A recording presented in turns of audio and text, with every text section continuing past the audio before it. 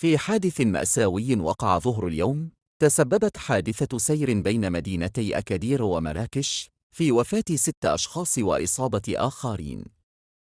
وأفادت مصادر محلية أن حافلة لنقل المسافرين انقلبت قرب من تانوت.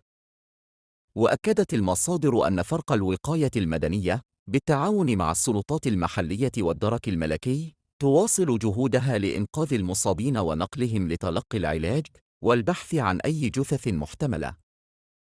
وأشارت المصادر إلى أن الحافلة كانت متجهة من مدينة أكادير باتجاه مراكش قبل أن تنقلب، مما استدعى استنفار فرق الوقاية المدنية والدرك الملكي والسلطات المحلية الذين يعملون بكل سرعة لإنقاذ المتضررين من هذه الكارثة.